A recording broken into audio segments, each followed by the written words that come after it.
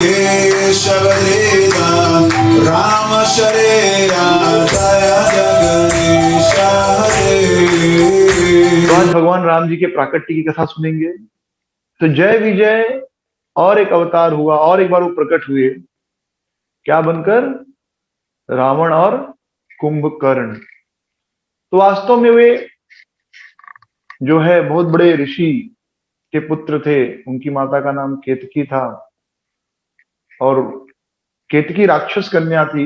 तो उनके पिता चाहते थे कि उनके वंश में कोई शक्तिशाली पुत्र हो, और वो शक्तिशाली पुत्र कब होगा? जब कोई ब्राह्मण इनका पति बनेगा, केतकी का। तो केतकी ने एक ब्राह्मण से विवाह किया, बहुत शक्तिशाली ब्राह्मण थे, और उनके प्रभाव से रावण, कुंभकर्ण और विभीषण, ये तीन पुत्र और एक पुत्री जिसका नाम शूर्पणखा पड़ा, ये चार जन जन्म लिए।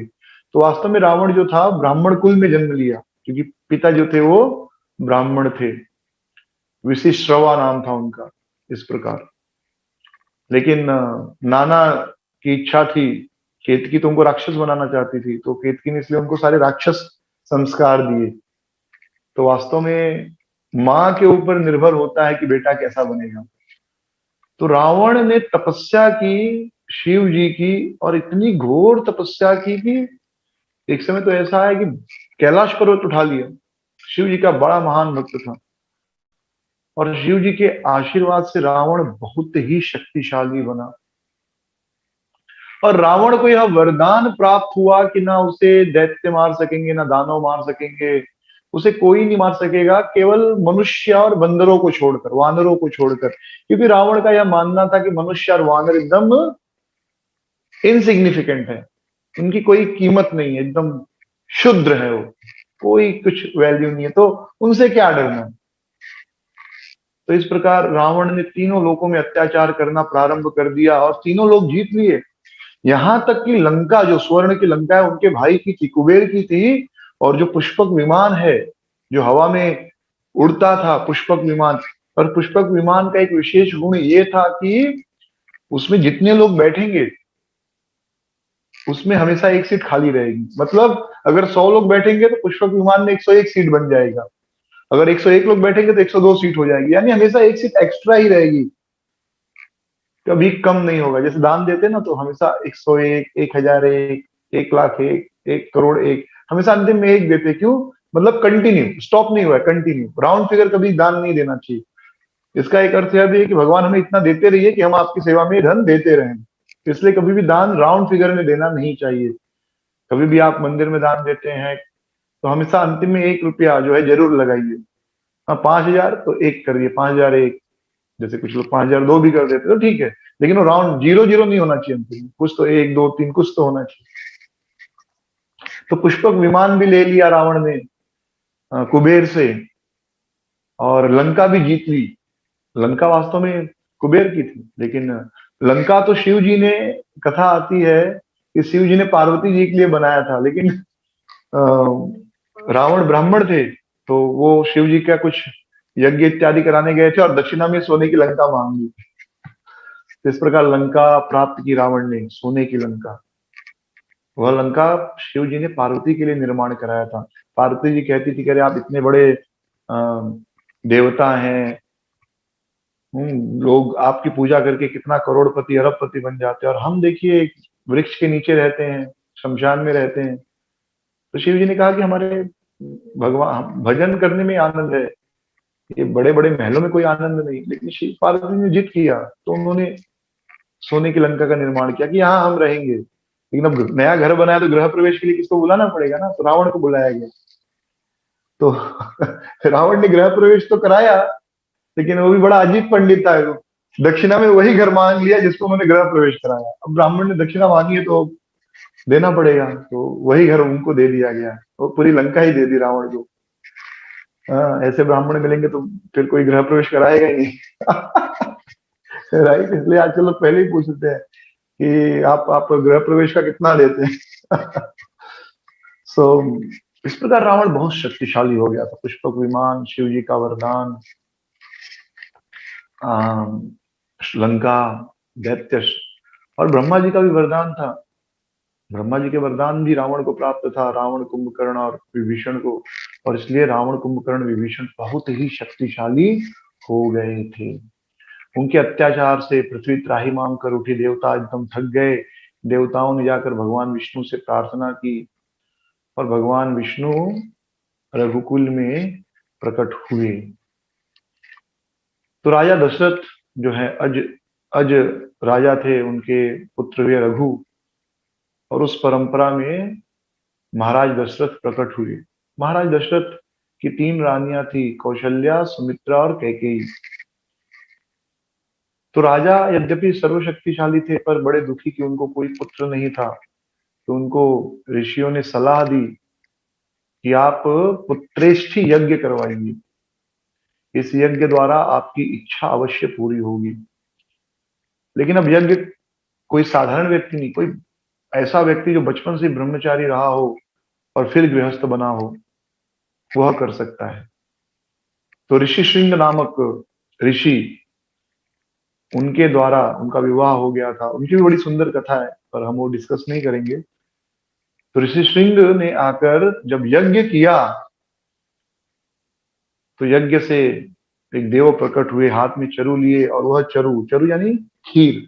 आप देखेंगे तो यज्ञ से हमेशा खीर प्रकट होता है, और यज्ञ में खीर डालने का प्रावधान है। खीर खाना यह वैदिक सभ्यता है। चावल का खीर, चावल, देसी गाय का दूध, गुड़ और बाकी काजू बादाम जो भी है, ये सब डाल की खीर बनाई जाती है। तो खीर जो है, यह देशी परंपरा है, हमारी वैदिक परंपरा। सेवैयां हमारी वैदिक परंपरा नहीं। सेवई नहीं होना चाहिए, खीर होना चाहिए यज्ञ में। कोई भी धार्मिक अनुष्ठान है तो खीर बनाना चाहिए, सेवैयां नहीं। तो खीर प्रकट हुई और पायसम प्रकट हुई, लेकर प्रकट हुए। उन्होंने वह पायसम किसको दिया? दशरथ जी को दिया, और कहा इसे अपनी रानियों को खिला दो और आपको अवश्य पुत्रों की प्राप्ति होगी। तो दशरथ ने क्या किया, अपनी 2 रानियां कौशल्या और कैकेयी को आधा आधा दे दिया पायसम। फिर कौशल्या ने अपने हिस्से का आधा जो है सुमित्रा को दिया, और कैकेयी ने भी अपने हिस्से का आधा सुमित्रा को दे दिया। फिर उचित समय पर तीनों रानियां गर्भवती हुई, और नवमी के दिन भगवान राम कौशल्या के गर्भ से प्रकट हुए, और उनके पीछे पीछे फिर भरत, लक्ष्मण और शत्रुघ्न प्रकट हुए। तो पहले राम, भरत एक पालने में थे, और शत्रुघ्न और भरत एक पालने में, तो चारों रो रहे थे। तो 2 पालने थे उसमें, तो एक में राम और भरत को रखा गया था, और एक शत्रुघ्न और भरत को, शत्रुघ्न और लक्ष्मण को। तो सब बालक रो रहे थे। तो ऋषियों ने कहा एक काम करो, राम के साथ लक्ष्मण को रखो, यानी नाम उसमें तो नहीं हुआ था नामकरण संस्कार, तो इस बालक के साथ इसको रखो। तो राम के साथ जो है सुमित्रा के पुत्र लक्ष्मण आए। यानी ऐसा उन्होंने कहा कि जो कौशल्या नंदन के साथ सुमित्रा नंदन जो बड़े वाले हैं उनको रखो, और कैकेयी नंदन यानी भरत के साथ किसको रखो? सुमित्रा के जो छोटे बालक हैं। तो इस प्रकार पैदाइशी ही जोड़ी बन गई थी वो, राम लक्ष्मण की और भरत शत्रुघ्न की। चारों भाइयों में बड़ा प्रेम था। उचित समय पर नामकरण संस्कार हुआ। परम भगवान राम, उनका नाम पड़ा राम। फिर दूसरे भाई का यानी कैकेयी के पुत्र का नाम पड़ा भरत, जो कि भगवान के विस्तार थे, अवतार, अंश अवतार। तो भगवान तो स्वयं भगवान है, फिर उनके अंश अवतार और अंश के अंश अवतार। इस प्रकार राम, लक्ष्मण, भरत और शत्रुघ्न ये चारों प्रकट हुए। तो जब से भगवान राम प्रकट हुए, महाराज दशरथ के दिन बड़े आनंद से कटने लगे, बड़े सुखी थे। और कोई व्यक्ति जो पूरे जीवन भर अपने बच्चे का मुंह देखने के लिए तरसा हो, और बुढ़ापे में, चौथेपन में, चौथापन यानी बुढ़ापा 4 होता है, 25 साल तक, 1 से 25 साल, जन्म से लेकर 25 साल, फिर 25 से लेकर 50, 50 से 75, 75 से 100। तो चौथापन यानी बुढ़ापा कहलाता है, जब संन्यास की उम्र हो जाती है, व्यक्ति को घर छोड़ देना चाहिए। तो चौथेपन में उन्हें पुत्र की प्राप्ति हुई, इससे ज्यादा आसक्ति हो गई। जो चीज बहुत देरी से मिलती है, ज्यादा आसक्ति हो जाती है उससे। हाँ, समय पे मिल जाए तो समय पे फिर उसका त्याग भी करना आसान होता है, लेकिन अगर कोई चीज देरी से मिले तो फिर उस बहुत ज्यादा आसक्ति हो जाती है। तो कितने समय से वो अपने बेटों का इंतजार कर रहे थे कि मेरे बेटे होंगे, पुत्र होंगे। मैं उन्हें खिलाऊंगा गोद में, लेकिन कितने सालों तक नहीं हुआ पुत्र उनको। और फिर जब वो बूढ़े हो गए, उस समय पुत्र हुआ, तो स्वाभाविक है, आसक्ति होना बहुत स्वाभाविक है। जैसे कोई लड़का 20 साल की उम्र से विवाह करने के लिए लड़की ढूंढ रहा हो और 35 साल 40 साल में उसकी शादी हो, तो सोचिए अपनी पत्नी से कितना आसक्त रहेगा। बहुत नेचुरल है। हाँ, कोई व्यक्ति पूरा जीवन गरीबी में जिया हो और एकाएक उसको धन मिल जाए, तो वो धन को कितना संभाल के रखेगा वो। तो महाराज दशरथ के दिन बड़े आनंद के साथ कटने लगे। बड़े आनंद से तीनों माताएं चारों पुत्रों का पालन करने लगी। और कोई ये नहीं देखता था कि किसका पुत्र है। कभी राम कैकेयी का दूध पी लेते थे, कभी सुमित्रा का दूध पिला, सुमित्रा उनको दूध पिला देती थी। तो ऐसा कोई नहीं था कि मेरा बेटा है तो मेरे बेटे को ही मुझे दूध पिलाना है। कोई भेदभाव नहीं था कि कौन किसका बेटा है। जो जिसके गोद में आ गया, जिसने जिसको गोद में ले लिया, उसको दूध पिला दिया, काम खत्म। एक ही भाव था कि हमारे बेटे हैं चारों। हर माता का यही भाव था कि चारों हमारे बेटे हैं। इतना तीनों रानियों में भी प्रेम था, कौशल्या, कैकेयी और सुमित्रा में। दशरथ तो बड़े प्रसन्न थे, बहुत खुश थे, और इस प्रकार चारों बालक बढ़ रहे थे। तो भगवान राम की वैसे बाल लीला का ज्यादा विशेष वर्णन नहीं है, पर एक कुछ लीलाएं हैं। जैसे भगवान कौवे के साथ खेलते हैं, और एक लीला जिसमें हनुमान जी को इच्छा हो जाती है राम जी से मिलने की, तो कुछ वो मदारी के साथ आते हैं बंदर के रूप में। हनुमान जी वानर ही हैं, तो राम जी रोने लगते उस बंदर के साथ खेलना है, उस बंदर के साथ खेलना है। तो हनुमान जी और भगवान राम की मुलाकात बचपन में ही हो चुकी थी। भगवान राम उस वानर के साथ खेले, किसके साथ, यानी हनुमान जी के साथ। फिर हनुमान जी चले गए भगवान राम का दर्शन करके। तो बस थोड़ी सी लीलाएं, बाल लीलाएं हैं। उसके बाद राम लक्ष्मण भरत शत्रुघ्न, क्योंकि राजकुल के हैं, क्षत्रिय वंश के, तो उनका गुरुकुल में जाकर शिक्षा लेना बहुत आवश्यक है, क्योंकि भविष्य में उनको राज्य करना है। तो वशिष्ठ ऋषि जो उनके गुरु थे, कुल गुरु, हाँ, चारों राजकुमार, उनका उपनयन संस्कार हुआ, ब्रह्मचारी वेश धारण किया उन्होंने। पहले कोई भी व्यक्ति, विशेष रूप से जो ब्राह्मण, क्षत्रिय और वैश्य, उनका उपनयन संस्कार होता था और उन्हें ब्रह्मचारी जीवन बिताना ही पड़ता था, कम से कम 25 साल तक, यानी गुरुकुल में रहना ही होता था। और वहां पर वे, गुरुकुल में कोई बच्चा बहुत अमीर हो या गरीब हो, उससे कोई फर्क नहीं पड़ता था, सबको गुरु की सेवा करनी होती थी। गुरु के पैर दबाना, जंगल में जाकर गैया चराना, लकड़ी लाना, एक साधारण बालक जैसा जीवन उनको जीना होता था, ताकि वे समझ सके कि दुख क्या होता है, कष्ट क्या होता है, और वे इंद्रिय तृप्ति में ज्यादा आसक्त ना हो। क्योंकि जिसकी इंद्रियां नियंत्रण में है, वही तो अच्छी तरह प्रजा का पालन कर सकेगा। अब जैसे एक छोटा सा उदाहरण देखिए कि जब बच्चा होता है तो माँ अपने मन को मारकर बच्चे का पालन पोषण करती है। जैसे अभी समझो बच्चा 5 साल का है और आइसक्रीम आई, हाँ, तो माँ को भी इच्छा होगी आइसक्रीम खाने की, बच्चे को भी इच्छा, लेकिन बच्चा कहेगा नहीं नहीं मुझे ज्यादा चाहिए, अपनी आइसक्रीम खाकर कहेगा माँ को नहीं और चाहिए, तो माँ अपनी भी आइसक्रीम उसको खिला देती है। लेकिन माँ खुद अगर उसकी जीभ कंट्रोल में नहीं है तो फिर वो बच्चे का भी खा जाएगी, तो पालन पोषण क्या करेगी। तो वैसे ही राजा है, अगर उसकी इंद्रियां नियंत्रण में नहीं है, तो जब वो राजा बनेगा तो दूसरों का भी हिस्सा, दूसरों का भी सुख खुद भोगने का प्रयास करेगा। लेकिन वो बचपन से सेल्फ कंट्रोल्ड है, तो हमेशा दूसरों का कल्याण सोचेगा। इस प्रकार वशिष्ठ ऋषि के आश्रम में जाकर चारों भाइयों का शिक्षा दीक्षा हुआ, और उचित समय पर चारों राजकुमार जब युवा हो गए तो गुरुकुल से वापस आए। उस समय महाराज दशरथ के मन में ये भाव थी कि अब मेरे मेरे राम तो बड़े हो गए हैं, अब पुत्र वधु आनी चाहिए। हर माता पिता की इच्छा होती है कि बेटे की शादी हो और घर में बहू आए, पोते आए, नाती पोतों का मुंह देखने को मिले। हर माता पिता की इच्छा होती है, यही लाइफ है, सबकी लाइफ यही है। हाँ, खुद की शादी की, पहले खुद की शादी के लिए प्रयास करते हैं, फिर बच्चे के लिए प्रयास करते हैं, बच्चा होगा तो उसकी शादी की चिंता, फिर बच्चे की शादी होगी तो उसके बच्चे के लिए चिंता, ऐसे ही जिंदगी बीत जाती है। ये सबके लिए यही एक एल्गोरिथम है, यही सीक्वेंस है, बस इससे ज्यादा आदमी के जीवन में कुछ है ही नहीं। अगर जीवन में भक्ति नहीं है तो बस यही उसका जीवन है, और इसी में वो रोते, वो एक दिन निकल जाता है।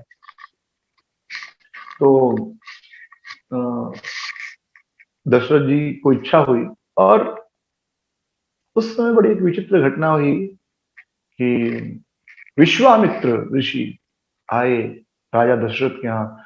विश्वामित्र को देखते ही महाराज दशरथ बड़े प्रसन्न हुए कि एक साधु हमारे घर में आया, उनका स्वागत किए, उनके चरण पखारे, चरण धोए, फिर उनसे प्रार्थना की कि हे मुनिवर, हे मुनिवर, आप हमारे यहाँ आए हैं, आपकी क्या इच्छा है, आप क्यों आए हैं, कृपया आप बताइए, हम आपकी क्या सेवा कर सकते हैं, हम आपकी क्या सेवा करें।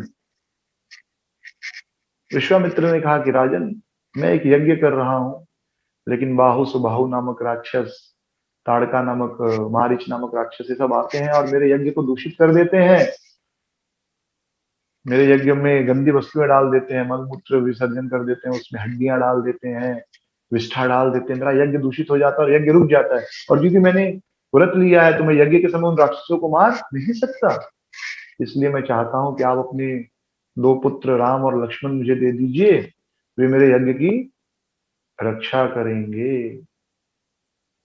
और यह सुनते ही दशरथ महाराज को ऐसे लगा जैसे किसी ने उनका हृदय मांग लिया हो, कि मुझे अपना हृदय काट कर दे दो। अब हृदय कट गया तो आदमी जिंदा रहेगा, मर जाएगा ना। कोई आपसे कहे कि एक काम करो, मैं आपको दुनिया की सबसे सुंदर पेंटिंग दे रहा हूँ, आप मुझे अपनी आंखें दे दो।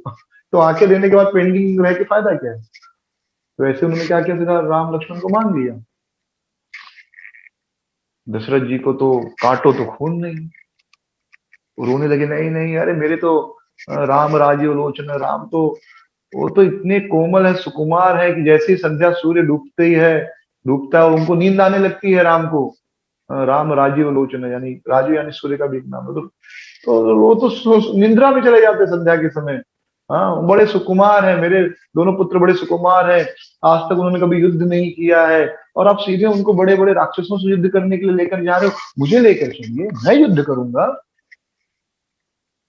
विश्वामित्र को क्रोध आया, उन्होंने कहा राजन, मेरी बात नहीं मानोगे तो पूरी तरह आप नष्ट हो जाओगे, बर्बाद हो जाओगे। तो यह बात सुनकर बड़े दुविधा में फंस गए दशरथ महाराज। तो वशिष्ठ जी ने कहा कि देखिए, विश्वामित्र जो हैं वो महर्षि हैं। देखिए, वशिष्ठ और विश्वामित्र में झगड़ा हुआ था, याद है, गौ गौ के लिए। लेकिन अब वशिष्ठ जी ही विश्वामित्र की स्तुति कर रहे हैं, बड़ाई कर रहे हैं कि महान ऋषि हैं, ब्रह्म ऋषि हैं, इनके तेज को आप जानते नहीं, आपके बेटे इनके साथ जाएंगे तो उनका कल्याण ही होगा, राम लक्ष्मण इनके साथ जाएंगे तो इनका कल्याण ही होगा, आप भेज दीजिए। भक्ति ऐसी है, दो झगड़ा करने वाले भक्ति में आ जाए तो मित्र बन जाते हैं, अगर वो भक्त बने तो। नहीं तो ऐसे तो बहुत लोग माला लगी घूमते, पर हृदय में भक्ति नहीं है तो फिर झगड़ा चलते रहता है। लेकिन अगर कोई सच में भक्त है तो हर जीव से वो प्रेम करेगा। तो दशरथ के पास कोई ऑप्शन तो था नहीं, एक तरफ कुआं एक तरफ खाई। अंत में उन्होंने राम लक्ष्मण को विश्वामित्र के साथ विदा किया। तो बड़ी सुंदर विश्वामित्र की कथा आती है कि किस प्रकार वे राजा थे, राजा से ऋषि बने, वशिष्ठ ऋषि से उनका युद्ध हुआ, झगड़ा हो गया, फिर ऋषि से महर्षि, फिर महर्षि से अंत में ब्रह्म ऋषि बने। लेकिन ब्रह्म ऋषि बनने के बाद भी उनके हृदय को आनंद नहीं था, कोई खुशी नहीं मिली। अंत में वे समझ गए कि जब तक मैं एक बालक की तरह मेरे राम को समर्पित नहीं होऊंगा, तब तक जो परम आनंद है, आध्यात्मिक जीवन का आनंद, वह मुझे प्राप्त नहीं होगा। इसलिए विश्वामित्र एक बालक की तरह राम लक्ष्मण को समर्पित हो जाते। इसलिए रामायण में जो पहला खंड है, कांड, उसे कहते हैं बाल कांड। 7 कांड है ना, बाल कांड, अयोध्या कांड, किष्किंधा कांड, अरण्य कांड, लंका कांड, युद्ध कांड, 6, और फिर उत्तर का उत्तर रामायण है, उत्तर। तो बाल कांड में भगवान राम की बाल लीला नहीं है, तो उसे बाल कांड क्यों कहते हैं? क्योंकि विश्वामित्र ऋषि जो राजा से, ऋषि से, ब्रह्म ऋषि, महर्षि सब कुछ बने, लेकिन अंत में जब वो बालक की तरह भगवान राम को समर्पित किए, तब उनको परम आनंद आया। तो इस प्रकार राम लक्ष्मण को लेकर वे चलने लगे अपने आश्रम की ओर। रास्ते में उनकी मुलाकात हुई ताड़का नामक बड़ी राक्षसी से। तो भगवान राम को आदेश दिया विश्वामित्र ने कि इसका वध कर दो, और भगवान राम ने ताड़का का वध कर दिया। उसके पश्चात विश्वामित्र जी ने बल और अतिबल नामक 2 विद्याएं भगवान राम को सिखाई बाह्य रूप से। आंतरिक रूप से इसका अर्थ यह है कि जो कुछ उन्होंने प्राप्त किया था, सब कुछ भगवान राम को समर्पित कर दिया। पूर्ण रूप से जब सब कुछ भगवान को समर्पित कर सकते हैं, एक बालक की तरह, एक बालक किस तरह अपने माता पिता पर निर्भर होता है।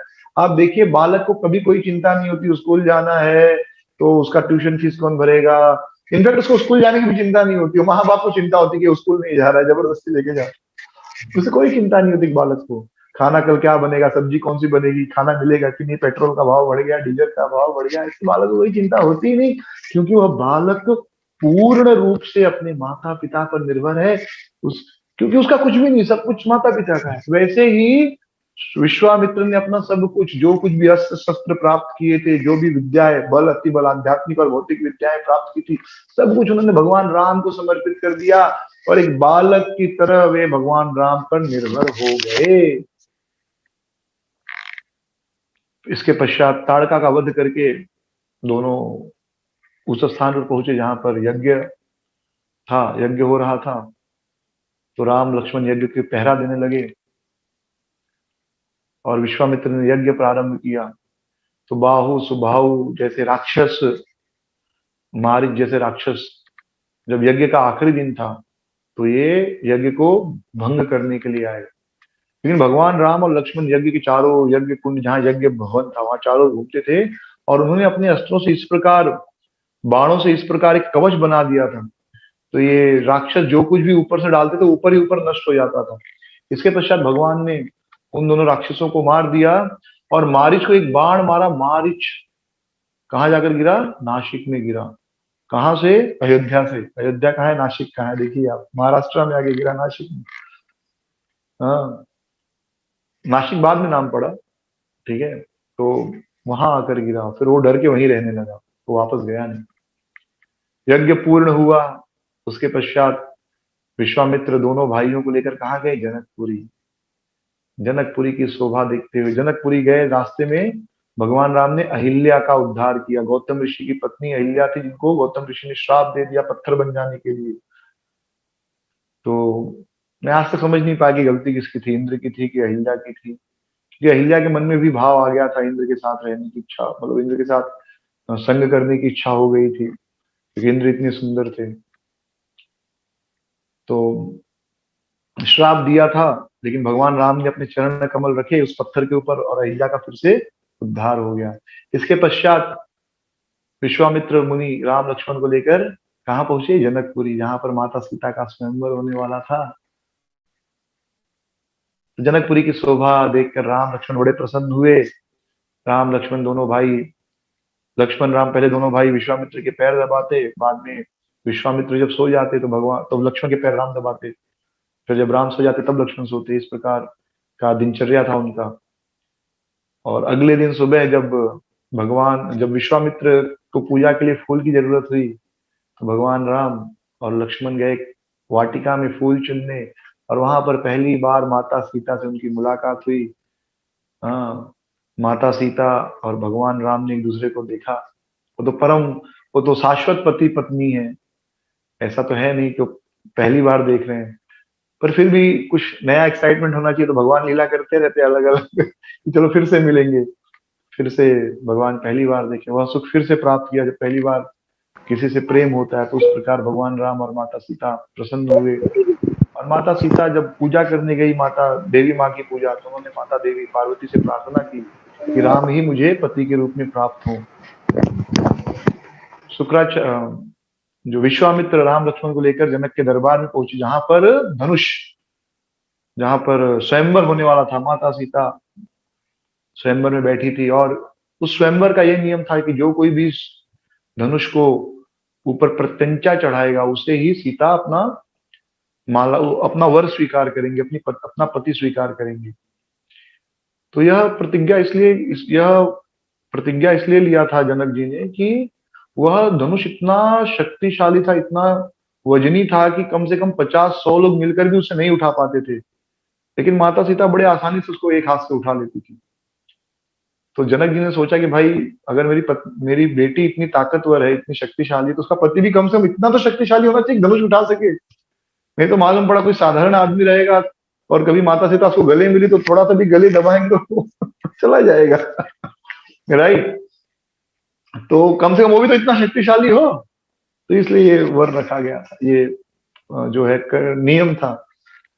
फिर धनुष उठाने के लिए एक से एक राजा आए, लेकिन कोई उठा नहीं पाया।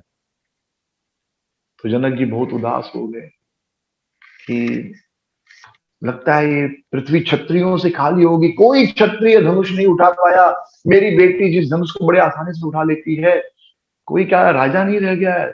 लक्ष्मण जी को बड़ा गुस्सा आ गया, बोले आप ऐसे बात क्यों कर रहे हो? अगर इस समाज में रघुवंशी राम और लक्ष्मण है तो आप ऐसी बात कहने की हिम्मत नहीं कर सकते।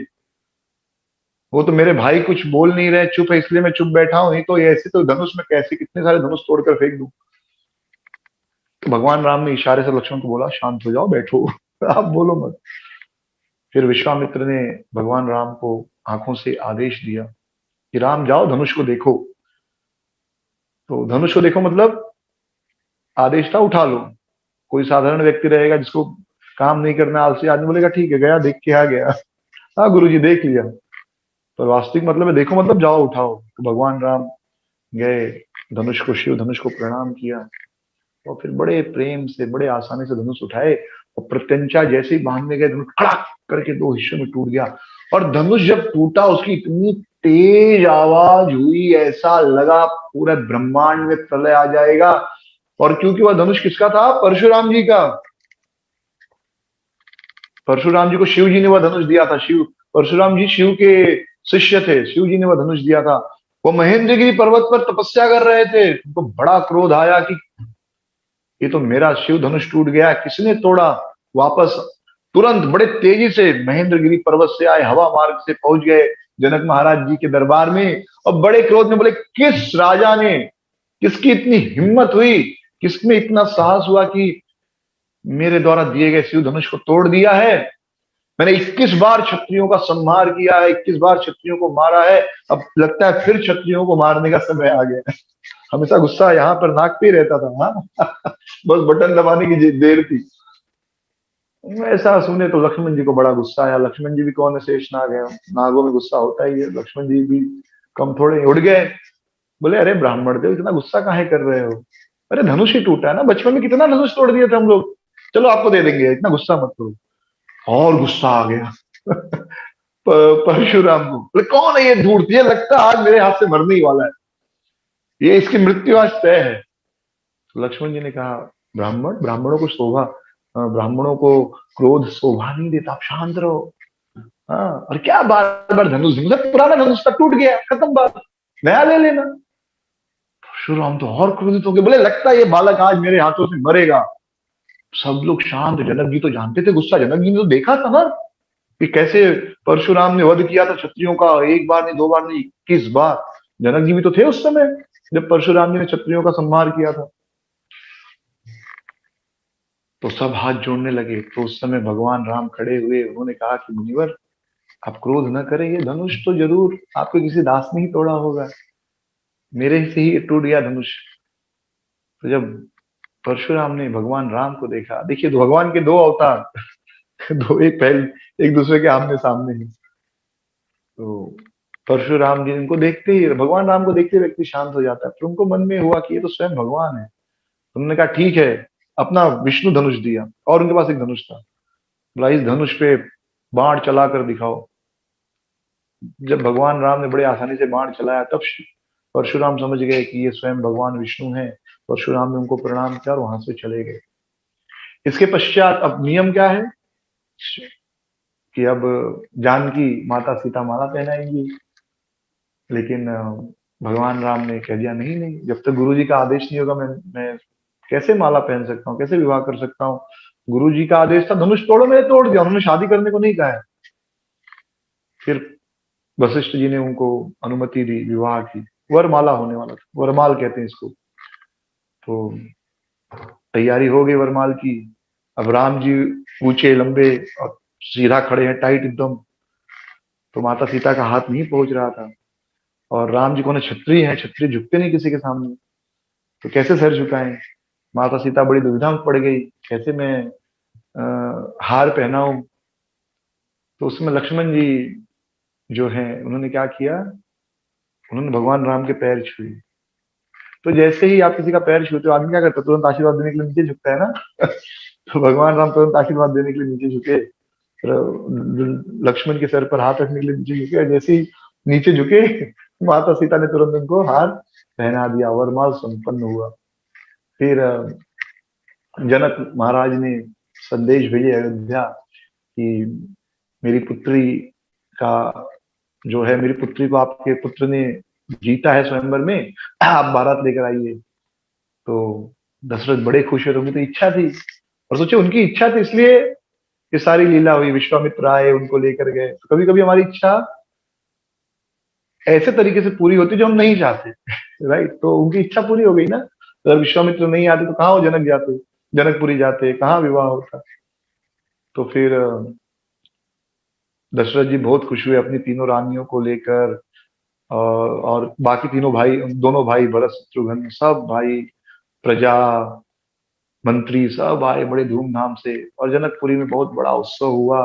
भगवान राम का माता सीता से विवाह हुआ, और उसी के साथ लक्ष्मण, शत्रुघ्न और भरत का भी विवाह हो गया। माता सीता मतलब जनक जी के जो भाई थे उनकी पुत्रियों से। इस प्रकार चारों भाइयों का एक साथ विवाह हो गया। इतना सुंदर। हाँ, जब से राम लौट घर आए, बिरनो मंगल वैद्य बजाए। जब भगवान राम घर पे जब आए वापस इस प्रकार माता सीता को लेकर, तो साक्षात लक्ष्मी जी आ गई घर पे। इसलिए आ, स्त्री को लक्ष्मी का रूप कहा जाता है, और सच में ये वास्तविक सत्य है। स्त्री चाहे तो घर को बना दे, स्त्री चाहे तो घर को बिगाड़ दे, इतना वैल्यू है स्त्री का। हाँ, स्त्री पत्नी अगर चाहे तो किसी घर को संवार भी सकती है, चाहे तो उस घर को बिगाड़ भी सकती है। साक्षात लक्ष्मी है, उसी के हाथ में है सब कुछ। कि जब से माता सीता आई तब से तो साक्षात लक्ष्मी जी आई, और आनंद बढ़ गया। और कैकेयी इतना प्रेम करती थी राम से। उस राजमहल में सबसे सुंदर घर जो कमरा था वो कैकेयी का था, सबसे बड़ा और सबसे सुंदर। और कैकेयी ने राम से क्या कहा, राम मैं तुमको शादी का गिफ्ट क्या दे दूं, तुम मेरा कमरा ले लो। सोचो कोई अपना बेडरूम नहीं दे देगा, सबसे बेस्ट था, तो राम को वो रूम दे दिया। कैकेयी इतना प्रेम करती थी राम से, राम और सीता को उन्होंने अपना वह कमरा दे दिया कि आज से ये कमरा आपका है। हाँ, आज से आप दोनों रहो। अपना बेटा ही मानती थी, मानती मतलब वो, मानना का मतलब वो नहीं है, हम कहते नहीं तो उसको मैं अपना बेटा ही मानती, उसका मतलब वो आपका बेटा नहीं है। वो ये सोचती नहीं थी कि ये इसको मानना है, वो तो बाय डिफॉल्ट बेटा है। ऐसा कभी मन में थॉट ही नहीं आता था कि ये भी मेरा बेटा है। हाँ, या जैसे भरत वैसे राम, ऐसा कभी थॉट था ही नहीं। जैसे अपना, जैसे मेरा ही जना हुआ बेटा, वैसे ही भाव था। कभी मन में थॉट आता नहीं था कि ये कैकेयी का, कौशल्या का बेटा है। हाँ, मेरा ही बेटा। इतना प्रेम था कैकेयी को राम से। और वास्तव में कैकेयी का राम से इतना प्रेम था, इसलिए भगवान ने जो सबसे कठिन सेवा, क्या कठिन सेवा, कि भगवान राम को अयोध्या से निकालना है, वो कैकेयी को दी। इतना अपमान कैकेयी को सहना पड़ा, लेकिन भगवान राम, क्योंकि सबसे ज्यादा प्रेम भगवान राम से कौन करती थी, कैकेयी। इसलिए सबसे मुश्किल सेवा भगवान राम ने कैकेयी को दिया, और कैकेयी ने वो सेवा स्वीकार की। हाँ, श्री वैष्णव संप्रदाय के आचार्य लिखते हैं कि कैकेयी इतना प्रेम करती थी राम से कि राम ने जब उनको ये सेवा दी कि आपको ही मुझे निकालना है यहाँ से, नहीं तो देवताओं का काम कैसे होगा।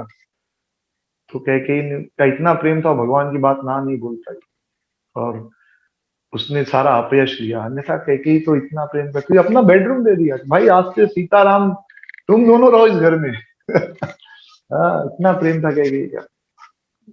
फिर चारों तरफ खुशियां, आनंद, इस प्रकार कुछ वर्ष बीते। फिर भरत जी और शत्रुघ्न अपने ननिहाल चले गए। भरत जी का जो ननिहाल है कैकेय देश, वहां भरत चले गए शत्रुघ्न को लेकर। एक दिन ऐसा हुआ कि दशरथ जी बैठे थे आईने के सामने, राजभवन जाने की तैयारी कर रहे थे। एकाएक देखे कि यहाँ पर एक बाल सफेद हो गया कान के पास का।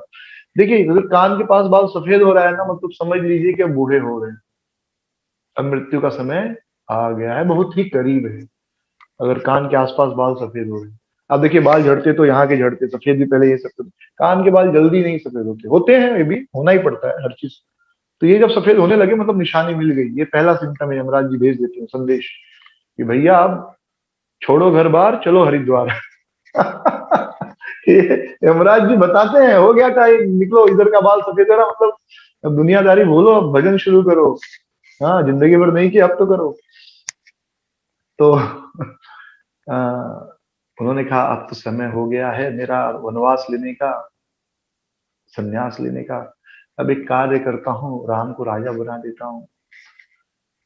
तो उन्होंने सभा बुलाई और सभा में सबसे कहा कि मैं राम को राजा बनाना चाहता हूँ, आप लोगों का क्या मत है? सभी मंत्रियों से, सभी जो अलग अलग राज्यों के कलेक्टर इत्यादि जो होते थे, पहले भी यही जो आज हम देखते हैं ना, गवर्नमेंट ऑफ इंडिया है, स्टेट गवर्नमेंट है, कलेक्टर हैं, पंचायत हो, सब सब पहले वो पहले भी होता था ऐसा सब। ये मत सोचिए कि पहले ये सब सिस्टम नहीं था, ये सारे सिस्टम थे। और राजा ऐसे कुछ निर्णय नहीं ले लेता था, मैं राजा हूँ जो बोल दिया हो गया, नहीं, राजा को भी इन सबसे अनुमति लेनी होती थी। तो सारे लोगों ने कहा, अरे हम तो बड़े खुश हैं, हम तो कब से इंतजार कर रहे थे कि राम राजा कब बनेंगे। दशरथ जी को थोड़ा सा बुरा लगा, इन वन सेंस की, अच्छा मतलब मैं खराब राजा था क्या? अगर कोई कहे कि अच्छा मैं जा रहा हूँ घर से, अच्छा मैं चलता हूँ, तो आपको कहे, हाँ मैं कब से बस इंतजार ही कर रहा था। तो उसको बुरा लगेगा ना यार, मतलब क्यों है, मैं इतना खराब हूँ क्या कि आप मेरे जाने का इंतजार कर रहे थे? तो सब थोड़ा सा उनको बुरा लगा, लेकिन फिर खुश हुए, चलो मेरा राम बहुत अच्छा सुंदर राजा बनेगा। तो राम बहुत अच्छे थे, दशरथ जी बहुत अच्छे राजा थे, लेकिन अब भगवान के सामने थोड़े कोई ज्यादा अच्छा हो सकता है। तो वशिष्ठ ऋषि ने तुरंत समय दिया, जो उनके ऋषि थे उन्होंने समय दिया कि कल का ही दिन बड़ा शुभ है, कल ही अभिषेक करा दो, उसके बाद फिर अच्छा मुहूर्त नहीं है। तो दशरथ जी ने तुरंत राम को बुलाया और कहा, देखो मुहूर्त कल का अच्छा है, कल ही आपको राजा बनाना है। तो भगवान राम ने कहा, नहीं भरत को बनाइए, लेकिन सबने कहा नहीं आपको ही बनना है। उन्होंने अपने पिता की बात मान ली, तैयारियां शुरू हो गई। अब चारों ओर पूरी जनता प्रसन्न कि हमारे राम राजा बनेंगे, नगर सुंदर दुल्हन की तरह सजाया जाने लगा। तो जो भगवान, सारे देवता चिंतित हो गए, अरे अब राम राजा बन जाएंगे, फिर अयोध्या में सब खुशी खुशी गुडी गुडी चलेगा, सब अच्छा अच्छा, तो राम अयोध्या छोड़ेंगे नहीं, फिर जंगल में जाएंगे नहीं, तो रावण को मारेंगे कैसे? तो उन्होंने सरस्वती जी को प्रार्थना की, और सरस्वती माता गई और कैकेयी की एक दासी थी मंथरा, उसका बुद्धि फेर दिया। तो मंथरा ने सब और देखा, बोला अरे इतना ऐश्वर्य, क्या बात है। तो उसको पता चला राम का राज्याभिषेक होने वाला है। उसको बड़ा गुस्सा आया कि अरे राम राजा कैसे बनेंगे। और सोचिए, मंथरा के मन में क्या डर था, मंथरा के मन में क्या डर था कि अगर दशरथ की सबसे प्रिय पत्नी कौन है, कैकेयी, और कैकेयी की सबसे प्रिय दासी मैं हूं, इसलिए मेरा बहुत मान है, मेरा बहुत सम्मान होता है। लेकिन अगर राम राजा बन गए तो कौशल्या राजमाता बन जाएंगी, फिर कौशल्या की दासियों का सम्मान बढ़ जाएगा, मेरा सम्मान खत्म हो जाएगा। तो कुछ भी करके राम को राजा नहीं बनने देना। सोचिए, मतलब कितनी छोटी सोच थी, ऐसे होती है चीजें, इतनी छोटी छोटी चीजों के कारण, इतनी छोटे स्वार्थ के कारण इतना बड़ा जो है घटना हो जाती, दुर्घटना हो जाती। हम्म स्वार्थ बहुत बड़ा नहीं होता है। सोचिए, भारत पाकिस्तान विभाजित हुआ, लाखों लोग मारे गए, स्वार्थ क्या था? नेहरू जी को भी प्रधानमंत्री बनना था और जिन्ना को भी प्रधानमंत्री बनना था, दोनों को प्रधानमंत्री बनना था कि पहले हम प्रधानमंत्री बनेंगे। और उसी के चक्कर में भारत का विभाजन हुआ, लाखों लोग मारे गए, लाखों हिंदू मुसलमान मारे गए। छोटा सा स्वार्थ, एक छोटा सा स्वार्थ कितने लोगों की मृत्यु का कारण बनता है। एक कैकेयी मंथरा एक दासी है, उसकी क्या हैसियत क्या थी, कौन सा वो रानी बन जाने वाली थी। लेकिन सोचिए कि मैं कैकेयी की दासी हूं तो मेरा एक सम्मान है, वो सम्मान नहीं करना चाहिए, बस एक छोटी सी बात। तुरंत गई मंथरा, कैकेयी के पास गई, बोली अरे कैकेयी मूर्ख हो तुम, पता है क्या हो रहा है शहर में? कैकेयी ने कहा क्या हो रहा है? मंथरा ने कहा राम कल राजा बनने वाले हैं। और ये सुनते ही कैकेयी इतनी खुश हुई, अपना हार निकाल के मंथरा को पहना दिया। मंथरा ने हार फेंक दिया, बोली अरे तुम तो सच में मूर्ख हो, तुमको पता है राम राजा बनेंगे तो क्या होगा? कैकेयी ने कहा देखो मेरे राम के लिए कुछ बोलो मत, वो तो मुझे अपनी माँ से भी ज्यादा मानता है। कैकेयी ने कहा वो सब दिखावा है। मंथरा ने कहा सब दिखावा है, जैसे ही कौशल्या राजमाता बनेगी तुम्हारी कीमत तो दासी की भी नहीं रहेगी। और कैकेयी को भी प्रारब्ध भाग्य जो भी कहिए, उसका भी वो सेवा था। कैकेयी ने कहा सही बात है, अब क्या करूं मैं? मंत्रा ने कहा तुमने मुझे बताया था कि तुमको दशरथ ने 2 वर दिए, आज 2 वर मांगो। क्या वर? एक तो भरत को राजा बनाओ, और दूसरा तापस वेश सदा उदासी 14 वर्ष राम वनवासी। जो राम है और तपस्वी का वेश धारण करके, उदासी मतलब कोई इंद्रिय तृप्ति नहीं, कोई राज्य में नहीं रहेंगे, कोई शहर में नहीं रहेंगे, जंगल में रहेंगे, 14 वर्ष राम वनवासी, 14 साल तक उनको वनवास में रखें। कैकेयी ने कहा ठीक है। याद रखिए, कैकेयी भगवान भगवान राम को बहुत प्रेम करती थी, और भगवान राम की इच्छा से ही कैकेयी ने यह शुरू किया, यह कि कैकेयी ने ही यह स्वीकार किया कि मैं ये कारण बनूंगी। अपमान लेना मुश्किल है ना, सम्मान लेना आसान है। जैसे आपको किसी को ना बोलना है, मंदिरों में कैसे होता है, जैसे अगर समझो मैं प्रेसिडेंट के पास गया, जी मुझे मुझे जाना है, मायापुर जाना है, उदाहरण दे रहा हूँ, ऐसे मंदिर में हो, तो प्रेसिडेंट को अगर परमिशन देना तो हाँ बोल देगा, लेकिन ना बोलना तो क्या बोलेगा, नहीं नहीं मुझसे मत पूछो, अपने एचओडी से पूछो। हाँ, एचओडी के पास जाऊंगा, एचओडी बोलेगा नहीं नहीं मुझसे मत पूछो, आपका जो पार्टनर है उससे पूछ लो। क्योंकि ना कहना है ना, ना कहना है तो कोई ना नहीं बोलना चाहता, लेकिन ना भी बोलना है तो ना किसी और से बुलवाते हैं कि जाके उससे पूछो, और वो आदमी तो आपसे ही पूछेगा, और आप उसको बोलेगा उसको ना बोल दो तो ना बोलेगा, और जब हाँ बोलना है तो खुद बोलते हैं हाँ जाओ।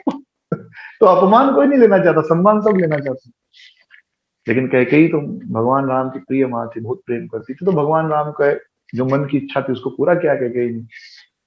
कैकेयी तुरंत कोप भवन में गई, दशरथ जी को पता चला, गए कोप भवन में, बोले कैकेयी क्या बात है, बोलो तुमको क्या चाहिए, किसने तुमको, किसकी हिम्मत तुमको ऐसे कष्ट देने की, तुम कहो तो सभी देवताओं को नष्ट कर दूं मैं, जिसने ऐसा किया उसका सर पर धड़ नहीं रहेगा, उसके धड़ पर सर नहीं रहेगा, आप बोलो तो सही। कैकेयी ने कहा वो सब जरूरत नहीं है, मुझे 2 वरदान आप दे दो मेरे बस। दशरथ ने कहा बोलो तो सही, तुमने कभी मांगा ही नहीं, मैं तो हमेशा देना चाहता हूँ। कैकेयी ने कहा 2 वरदान, पहला, राम राजा नहीं बनेंगे, भरत राजा बनेंगे। तो दशरथ ने कहा ठीक है, वैसे भी राम को राजा बनने की इच्छा नहीं, चलो कोई बात नहीं, मेरा राम तो वैसे भी राजा नहीं बनना चाहता था, मैंने जीत किया, चलो दूसरा बोलो। दूसरा, राम वन छोड़, महल छोड़कर जंगल में रहेंगे, 14 सालों के लिए वनवास। और यह सुनते ही दशरथ महाराज को जैसे लगा कि हृदय आघात हो गया, हार्ट अटैक आ गया, बेचारे तुरंत बेहोश हो गए, तुरंत गिर पड़े। कैकेयी बिल्कुल निष्ठुर, जैसे उसके वो एक पत्थर बन गई थी कैकेयी। पूरे रात भर दशरथ हा राम करते रहे। सुबह का समय हुआ, जब राजमहल का दरवाजा नहीं खुला तो ब्राह्मणों ने कहा सोचा क्या हुआ, तो जो उनके मंत्री सुमंत्र वो अंदर गए कैकेयी के महल में, उन्होंने देखा कि एक तरफ दशरथ दे पड़े हैं, तुमको लग गया कुछ तो गड़बड़ है।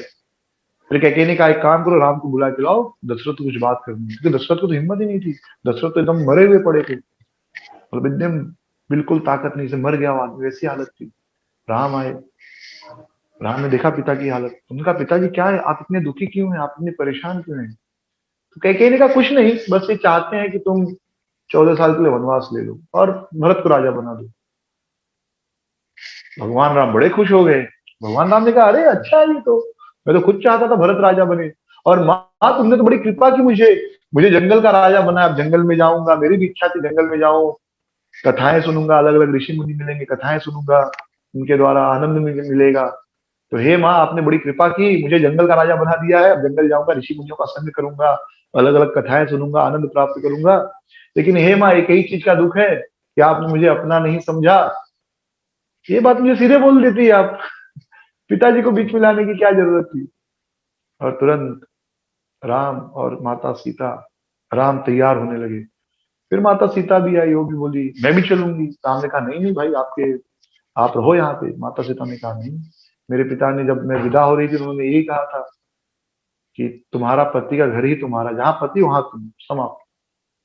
आप जंगल में तो मैं जंगल में, वो जंगल ही मेरे लिए अयोध्या है। आजकल की पत्नी होती बोलती ठीक है हो आओ, अच्छे से रहना, मैं रहूंगी 14 साल, आ जाना ठीक से, ध्यान रखना अपना। प्रभु जी 8 बज गए। हरे कृष्णा यार। यस प्रभु जी, टोल्ड यू टू रिमाइंड ना, तो इसकी वजह से मैंने हाँ हाँ मैंने देखा, no issue, you just I saw the message, don't worry. या सो कहाँ थे हम लोग, तो द माता सीता तैयार हो गई, फिर लक्ष्मण को पता चला, लक्ष्मण बोले मैं भी चलूंगा। भगवान राम ने कहा नहीं, मुझे मुझे वनवास मिला है। तो लक्ष्मण ने कहा नहीं नहीं, लक्ष्मण को पहले बहुत गुस्सा आया, लक्ष्मण ने बोले अभी इस बूढ़े को मारता हूँ। हाँ, वो अपने भाई से ज्यादा, राम से ज्यादा प्रेम करते थे। उन्होंने कहा दशरथ बूढ़ा सठिया गया है, बुढ़ापे में औरतों के चक्कर में पड़कर, देखो कैकेयी के चक्कर में पड़ के भूल गया है इसको, इतना इतना लिटरली इतना बुरा बोले हो, इतना काम के अधीन हो गया, स्त्री के अधीन हो गया है कि अपने बेटे को वनवास भेजा है। अभी आप कहो मैं दशरथ को पूरी सेना के साथ नष्ट कर दूंगा, राम जी आपको मैं राजा बना दूंगा। राम ने कहा भैया नहीं, अपने पिता है वो, चलो। हाँ, फिर दशरथ ने कहा मुझे लक्ष्मण ने कहा मुझे आपके साथ चलना है। लक्ष्मण ने कहा, तो राम ने कहा ठीक है, आप माँ को पूछो, माँ अगर अनुमति देगी, सुमित्रा मैया अनुमति देंगी तो आप चलना। दशरथ लक्ष्मण गए सुमित्रा सुमित्रा के पास पूछने कि मुझे राम के साथ जाना है, मैं भी वन में जाऊंगा। माता सुमित्रा बहुत खुश हो गई, बोली कि वास्तव में आज मैं एक माँ के रूप में सफल हो गई, जिसका बेटा राम की सेवा करे वो माँ धन्य है। और ये मत सोचना कि मैं तुम्हारी माँ हूँ, जंगल में राम ही तुम्हारे पिता है और सीता ही तुम्हारी माँ है, इस प्रकार उनकी सेवा करना। और यहाँ सब लोग गाली दे रहे हैं भर भर के कैकेयी को, और सबने कहा तुम्हारी माँ भी ऐसी थी। और एक हिस्ट्री है कि उनकी माँ कैसे जिद्दी थी, वो हिस्ट्री सुनाई, तुम्हारी माँ भी ऐसी जिद्दी थी। लेकिन कैकेयी को तो, कैकेयी जो भी सेवा कर रही है अपनी सेवा में स्थिर है, इतना सुन रही है, फिर भी भगवान राम की इच्छा को पूरी करना है उसे, उन्होंने जाने दिया। भगवान राम जंगल की ओर निकल पड़े। वो भी बड़ा सुंदर मार्ग प्रसंग प्रसंग है। जंगल पार करने के, जंगल में गए तो जंगल में ही पहुंचे, फिर उनको एक गंगा जी को पार करना था। तो जो वहां केवट था, केवट से कहा राम ने कि केवट भैया, बीच में उनको निषाद राज भी मिलते हैं। फिर केवट कहता है कि भैया, केवट भैया मुझे गंगा पार करा दो। केवट कहता है कि हाँ करा दूंगा, कोई बात नहीं, लेकिन मुझे, मैंने सुना है कि आपके पैर छूने से पत्थर स्त्री बन जाती है, तो कहीं आपका पैर जो है मेरे नाव को छुएगा और वो भी स्त्री बन गई तो मेरे तो दो समस्या हो जाएगी। एक तो मेरे पास एक पत्नी है, उसका ही संभालना मुश्किल हो रहा है, दो दो पत्नियों को कहाँ से संभालूंगा। दूसरी, यही नाव मेरा रोजी रोटी है, नाव स्त्री बन जाएगी तो रोजी रोटी खत्म हो जाएगी मेरी, तो एक तो खर्चा बढ़ जाएगा और रोजी रोटी खत्म हो जाएगी, तो चलेगा कैसे। तो पहले एक काम करिए, मैं आपके पाँव अच्छे से धोऊंगा। केवट भी कितना बुद्धिमान है, बोले आपका पाँव अच्छे से धोऊंगा, जो आपकी चरण में धूली है ना, वो पूरा धूली अच्छे से साफ करूंगा, और उसके बाद ही आपको नाव में बैठने दूंगा, नहीं तो नहीं बैठने दूंगा। तो भगवान राम मुस्कुराए, बोले भैया जो करना है आप करो। केवट बहुत खुश हुआ, अपनी पत्नी को बुलाया, एक बड़ा थाली लेके आया, गंगा जी से जल लाया, भगवान के चरण कमलों को पखारा। परम भगवान के चरण कमल, जिसके चरण कमलों के दर्शन करने के लिए योगी कई युगों तक तपस्या करते, फिर भी भगवान के चरण कमल के दर्शन नहीं हो पाते उनको। ब्रह्म संहिता में वर्णन है कि लाखों लाखों साल तक तपस्या करने के बाद भी केवल भगवान के चरण कमल की जो नाखून है उसकी केवल ज्योति दिखाई देती है, लेकिन भगवान की चरण कमल देखना मुश्किल हो जाता है। उस केवट का भाग्य देखिए कि भगवान के चरण कमल को धो रहा है। बड़े अच्छे से भगवान के चरण कमलों को धोया, दोनों पांव को धोया। उस केवट ने उस जल को पिया, सर पे जल धारण किया, अपने परिवार को वह चरणामृत पिलाया, इस प्रकार सबका उद्धार कर दिया उस केवट ने, पूरे परिवार को। फिर केवट ने कहा आप बैठिए, आप तो, मैं तो केवल आपको गंगा जी पार करा रहा हूं, आप तो लोगों को भव सागर पार कराते, मैं आपको गंगा पार कराऊंगा, आप मुझे भव सागर पार कराओ, ये भौतिक संसार से पार कराओ। सोचिए भगवान से ये डील कितनी सुंदर की, आपको गंगा पार कराऊंगा, आप मुझे भव सागर पार कराओ। फिर भगवान राम को उन्होंने गंगा पार कराई, और भगवान राम को थोड़ा संकोच हो रहा था कि कुछ तो गिफ्ट देना पड़ेगा ना। उतराई उतराई मतलब आप किसी की गाड़ी में बैठते तो फिर पैसा देना पड़ता, राइट। तो भगवान राम ने सोचा क्या पैसा दूं, तो माता सीता को देखकर समझ गई कि कुछ देना है, तो उन्होंने अपनी मुद्रिका निकाली। पत्नी ऐसी होनी चाहिए, पति के भाव से समझ जाए कि क्या हो, क्या सोच रहा है पति। तुरंत मुद्रिका निकाली और उन्होंने भगवान राम को दे दिया। भगवान राम ने वो केवट को दे रहे हैं, केवट ले ही नहीं रहा। उन्होंने कहा नहीं, मुझे नहीं चाहिए, मैं आपसे कुछ नहीं लूंगा, आज तो मेरे परम भाग्य आपके चरण धोने को मिलेंगे, मुझे आपके चरण कमलों की सेवा करने का अवसर मिला। आप जब वापस आओगे ना, तब आप जो दोगे मैं ले लूंगा, अभी कुछ नहीं लूंगा। तो भगवान राम बहुत जिद किए, नहीं ले लो ले लो ले लो, लेकिन केवट ने नहीं लिया। अब मुद्रिका क्या, वो तो भव सागर पार हो गया, तो भगवत धाम जाने का तैयारी कर चुका है, उसको क्या जरूरत है, भगवान राम के चरण कमल धोने को मिल गया, क्या चाहिए उसको। फिर आगे बढ़े, वहां से वे अरण्य बन गए। वहां पर ऋषियों को मिले, ऋषियों से पूछा कि कहाँ रहूं।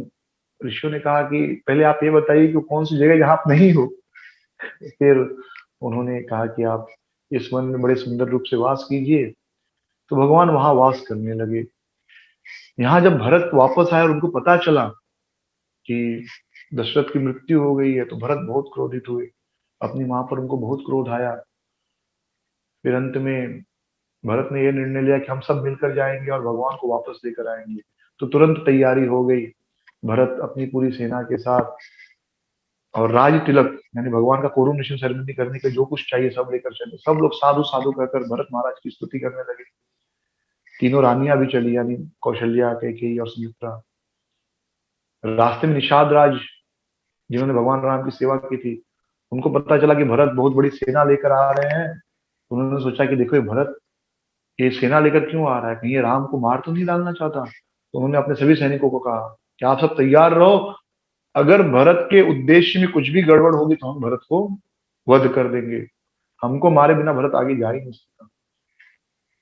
फिर भरत जी वहां जब पहुंचे, निषाद राज ने उनका मन, निषाद राज ने तुरंत नहीं दिखाया कि हम आपसे आकर युद्ध करने वाले हैं। उन्होंने उनकी सेवा की और उनका मन जानना चाहा, तो उनको पता चला कि भरत जी भगवान राम को वापस लेके आने वाले हैं। निषाद राज उनके साथ हो दिए, सब पहुंचे उस स्थान पर। वहां पर लक्ष्मण जी एक ऊंचे पेड़ पर खड़े होकर डाली काट रहे थे।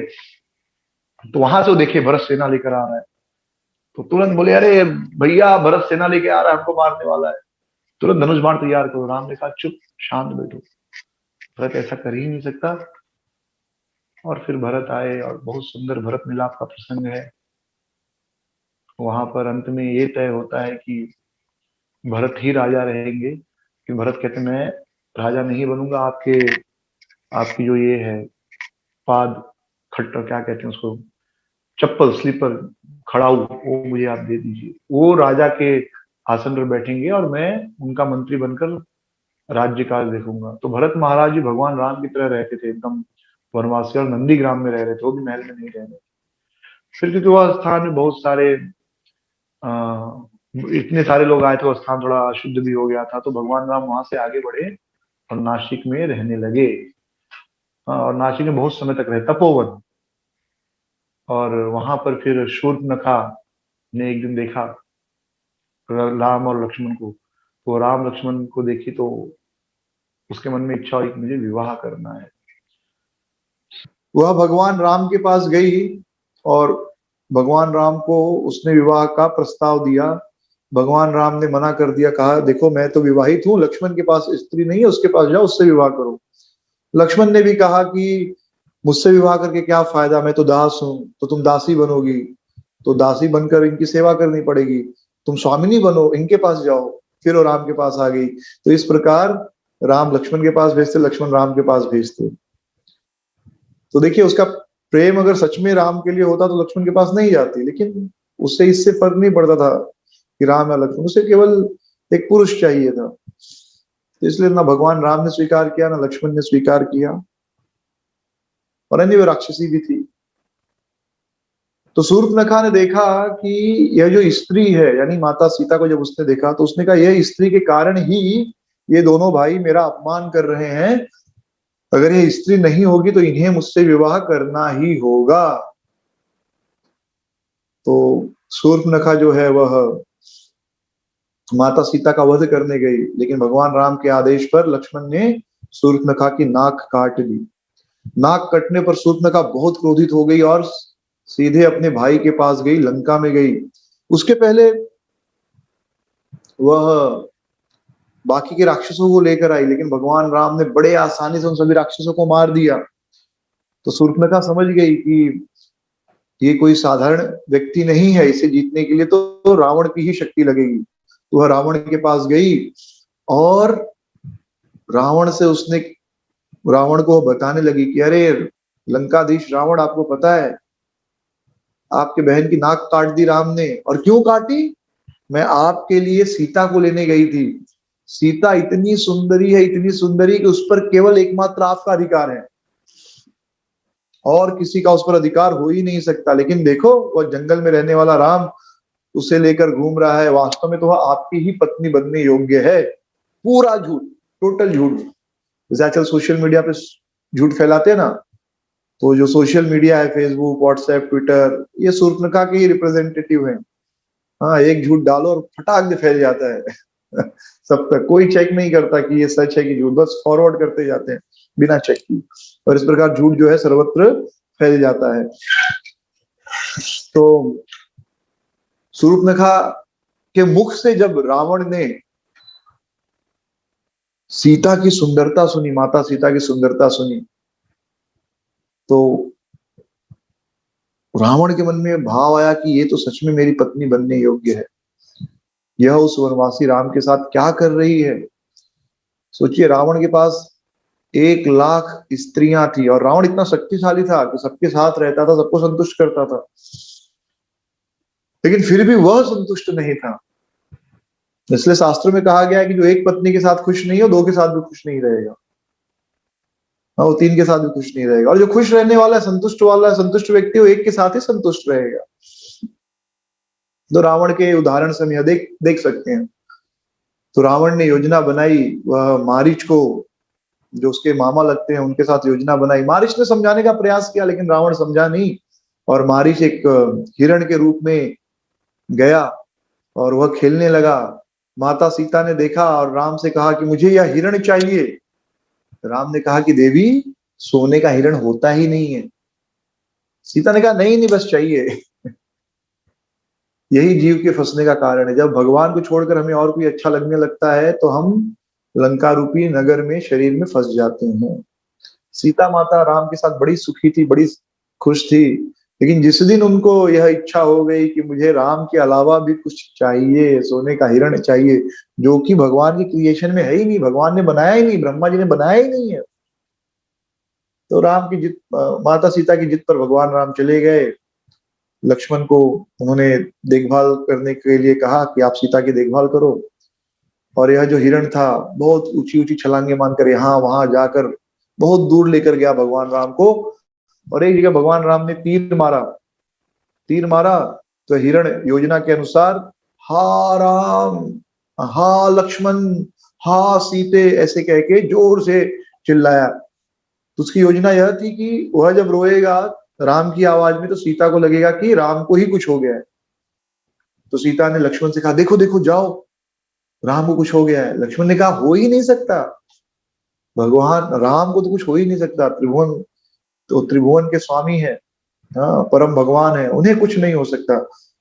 तो वहां पर माता सीता बहुत बुरी तरह से बात करती लक्ष्मण से। वो कहती कि मुझे पता था कि तुम इसी दिन का इंतजार कर रहे हो, तुम्हारी नजर मेरे ऊपर है, तुम ये सोचकर खुश हो रहे हो कि राम की मृत्यु हो जाएगी तो तुम मुझे अपना लोगे, मुझे अपनी पत्नी बना लोगे, पर ऐसा होने नहीं दूंगी मैं। इस प्रकार बहुत भला बुरा कहते हैं लक्ष्मण को। अंत में लक्ष्मण विवश होकर कहते, ठीक है माता, मैं जाता हूँ, आपने इतना बड़ा लांछन लगाया मेरे ऊपर, तो मैं जाता हूँ। तो बहुत रस है इन कथाओं में, बहुत शिक्षाएं हैं, समय तो नहीं है, लेकिन लक्ष्मण को क्यों यह सहना पड़ा, क्यों माता सीता ने लक्ष्मण के ऊपर इस तरह की शंका की? क्योंकि लक्ष्मण ने भरत के ऊपर शंका की थी, उन्होंने भरत को गलत दृष्टि से देखा, तो यह उस पाप की सजा थी, हाँ, ये उस अपराध की सजा थी। तो लक्ष्मण गए राम की खोज में। राम जो है हिरण को मारकर वापस आ रहे थे, तो राम ने लक्ष्मण को देखा, कहा, अरे बंधु, तुम यहाँ क्या कर रहे हो? लक्ष्मण, यहाँ क्या कर रहे हो? सीता अकेली होगी। लक्ष्मण ने कहा कि मैंने बहुत कोशिश की समझाने की, लेकिन माता सीता मानी नहीं, तो उनके आदेश पर मुझे आना ही पड़ा। तो राम ने कहा, जरूर सीता कोई विपत्ति में है। और यहाँ क्या हुआ, रावण आया, रावण एक साधु के वेश में आया और माता सीता का अपहरण कर लिया। भिक्षा मांगा, भिक्षा दो, माता सीता भिक्षा देने गई और रावण ने उनका अपहरण कर लिया। तो कहीं कहीं लक्ष्मण रेखा का उल्लेख है, रामचरितमानस में तो नहीं है, वाल्मीकि रामायण में नहीं है, पर कहीं कहीं कहा गया है कि भगवान लक्ष्मण ने एक रेखा खींच दी और माता सीता से कहा कि इसे पार मत करना। पर वाल्मीकि रामायण और रामचरितमानस में इसका वर्णन नहीं है। भाई बहुत फेमस डायलॉग है, लक्ष्मण रेखा जो पार करेगा उसके साथ ऐसा होगा। फिल्मों में बहुत हिट डायलॉग है ये लक्ष्मण रेखा। एनीवे, तो जब भगवान राम वापस आए तो देखते सीता नहीं, तो उनके विरह में भगवान राम एकदम रोने लगे और पागलों की जैसे सबसे पूछ रहे हैं, जंगल के पत्ते, पेड़ों के पत्तों से पूछ रहे हैं, पेड़ों से पूछ रहे हैं, वृक्षों से पूछ रहे हैं, लताओं से पूछ रहे हैं, पंछियों से पूछ रहे हैं, पर्वतों से पूछ रहे हैं, तुमने मेरी सीता को देखा क्या? और इस प्रकार उस सीता को ढूंढ रहे थे। यहाँ क्या हुआ, लक्ष्मण जब जब रावण सीता को लेकर जा रहे थे, माता सीता को लेकर जा रहा था रावण, तो रास्ते में जटायु ने उनको रोकने का प्रयास किया। गिद्ध है वो जटायु, लेकिन रावण ने बड़े आसानी से जटायु का वध कर दिया। जटायु मरे नहीं, तो भगवान राम खोजते खोजते जटायु के उस रास्ते पर पहुंचे जहां पर जटायु लगभग मरणासन थे, on the verge of death. तो भगवान राम ने उनसे पूछा क्या हुआ, तो जटायु ने पूरी कथा बता दी। और भगवान राम ने जटायु का उसी तरह अंतिम क्रियाक्रम किया जैसे अपने पिता का किया हो। उसके पश्चात फिर वो माता सीता की खोज में निकले और खोज करते करते ऋषिकेंद्र पर्वत पहुंचे। वहां पर बाली के जो भाई हैं सुग्रीव, वो बाली के डर से रह रहे थे। तो सुग्रीव ने देखा, हनुमान जी ने देखा कि दो वनवासी आ रहे हैं इस तरफ, तो उनको शक हुआ कि कहीं मेरे भाई बाली ने तो नहीं भेजा है मुझे मारने के लिए। तो उन्होंने हनुमान जी को भेजा, जाओ और पता करो। और वहां पर बड़ी सुंदर वार्तालाप है। हनुमान जी बहुत छद्म वेश धारण करके बहुत बातचीत करके पता कर लेते थे राम और लक्ष्मण है। और फिर हनुमान जी के प्रयास से बाली और सुग्रीव और भगवान राम की मित्रता होती है। और सुग्रीव कहते हैं हम आपकी पत्नी को ढूंढने में मदद करेंगे। भगवान राम कहते नहीं, पहले आपकी पत्नी को मैं बाली के कब्जे से मुक्त कराऊंगा।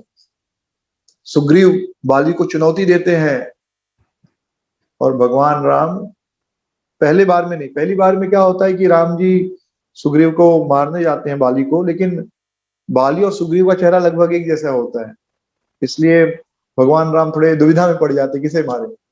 तो पहली बार वो मार नहीं पाते सुग्रीव को, तो पहली बार में बाली को मार नहीं पाते, सुग्रीव को बहुत पीटते हैं बाली। तो सुग्रीव बहुत क्रोधित होकर वापस आते, कहते अरे आपने तो मुझे मारने की योजना बना रखी थी। भगवान राम कहते नहीं नहीं, आप दोनों भाई एकदम एक जैसे दिखते हो, इसलिए मैं पहचान नहीं पाया। फिर भगवान राम ने अपनी माला दी, लक्ष्मण से कहा इनको माला पहनाओ। तो जब लक्ष्मण ने माला पहनाई तब भगवान ने कहा अब मैं पहचान पाऊंगा तुमको, क्योंकि सुग्रीव और बाली एकदम एक जैसे दिखते थे। तो वास्तव में क्यों सुग्रीव को पहली बार पिटाई मिली, क्योंकि जब राम और लक्ष्मण दोनों आए तो सुग्रीव ने राम जी का स्वागत किया, उनको बैठने का आसन दिया, लेकिन लक्ष्मण को आसन नहीं दिया। तो आचार्यगण बताते हैं कि इसलिए उनकी पिटाई हुई। गुरु को सम्मान नहीं करेंगे तो भगवान भी सम्मान नहीं देंगे। फिर जब गुरु ने स्वीकार किया, लक्ष्मण जी ने उनको माला पहनाकर स्वीकार कर लिया, तब भगवान राम ने बाली का वध किया। उसके पश्चात फिर वर्षा ऋतु का समय था, तो भगवान राम ने कहा वर्षा ऋतु का समय है, अब तो ढूंढना मुश्किल है, आप लोग भी तैयारी करो, इसके वर्षा ऋतु खत्म होगी तब हम सीता को ढूंढेंगे। तो 4 महीने तक भगवान राम सीता के विरह में थे। यहाँ सुग्रीव भूल गए। देखिए ये बहुत इंपॉर्टेंट चीज है, इसको याद रखिए। पूरे रामायण में 3 चीजों का वर्णन है, संस्कृति, प्रकृति और विकृति। संस्कृति यानी अयोध्या। संस्कृति का अर्थ क्या है, भरत राम से कह रहे आप राजा बनिए, राम भरत से कह रहे नहीं आप राजा बनिए। सारे भाई एक दूसरे के लिए त्याग करने को तैयार है। लक्ष्मण जो है राम के लिए अपना राज्य छोड़ दिए, भरत जो है राम जी जंगल में, मैं भी अब राज्य का सुख नहीं भोगूंगा। माता सीता अपना सुख छोड़कर राम के साथ आ गई। भगवान दशरथ जी प्राण त्याग दिए। ये है संस्कृति, एक दूसरे की फिक्र करना, एक दूसरे की चिंता करना, दूसरे के लिए जीना, इसको कहते हैं संस्कृति। प्रकृति क्या है, प्रकृति है कि दूसरे का ख्याल करना, लेकिन जैसे ही इंद्रिय तृप्ति मिले सब भूल जाना। संस्कृति दूसरे के लिए कार्य करना, यह संस्कृति कहलाती है। दूसरों का कल्याण सोचना है संस्कृति। प्रकृति क्या है, यानी मनुष्य, हम मनुष्य है ना, तो हमारा स्वभाव क्या है, जब दुख में है तो भगवान की याद करते, सुख आते ही भूल जाते हैं, राइट, और इंद्रिय तृप्ति में लग जाते हैं। तो वही हाल सुग्रीव का हुआ, भूल गए कि भगवान राम को वचन दिया था, और उनको अपनी पत्नी मिली थी तो पत्नी के साथ बड़े आनंद से जीवन बिता रहे थे, भूल गए एकदम भगवान को। यह है प्रकृति। विकृति रावण दूसरे की पत्नी को हरण करके लाया। बाली सुग्रीव ने दूसरे की पत्नी का हरण नहीं किया, अपनी पत्नी के साथ ही भूल गए दुनिया को, अपनी पत्नी के साथ खुश है, अपने राज्य में खुश है, किसी दूसरे को कष्ट नहीं पहुंचा रहे हो, लेकिन भगवान को भूल गए। विकृति क्या है, दूसरे को कष्ट पहुंचाकर सुखी होना है, यह है विकृति, जो कि रावण यानी लंका।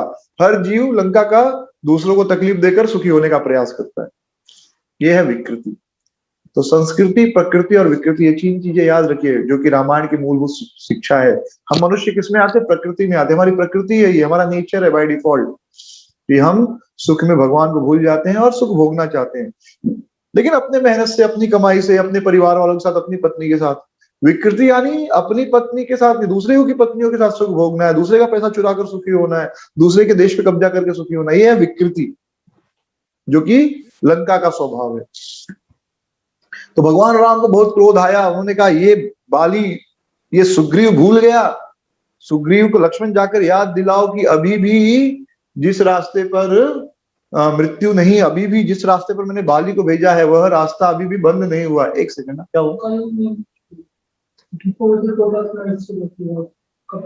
आपको सेवा दिया है, ठीक है, कोई नहीं, चलेगा। तो सॉरी फॉर इंटरप्शन। हाँ, कहाँ था मैं? ओके। तो सुग्रीव को भगवान राम ने लक्ष्मण से कहा, जाओ लक्ष्मण और सुग्रीव को बताओ कि जो रास्ते पर मैंने बाली को भेजा वो रास्ता अभी तक बंद नहीं हुआ है। मतलब अगर मैं बाली का वध कर सकता हूँ, सुग्रीव तुम्हारा भी वध कर सकता हूँ। लक्ष्मण बहुत क्रोधित थे, इतने क्रोध में थे, सुग्रीव देखते ही डर गए। उन्होंने क्या किया, तुरंत अपनी पत्नी तारा को भेज दिया, जाओ। तो तुरंत उनकी पत्नियां जो है, मतलब बाली की पत्नी भी तारा से विवाह, सुग्रीव से विवाह कर ली। तो उनकी दोनों पत्नियां गई और उन्होंने क्षमा प्रार्थना की। और जब क्षमा प्रार्थना की तब लक्ष्मण जी शांत हुआ।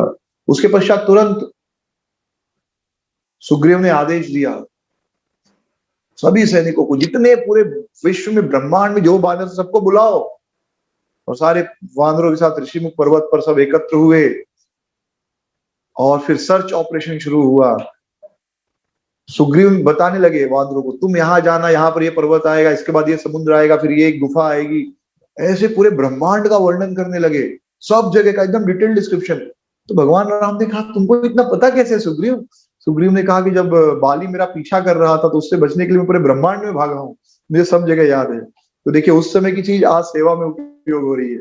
इसलिए जो कुछ जीवन में सीखने को मिलता है सीखना चाहिए। कब वो भगवान की सेवा में लग जाए पता नहीं।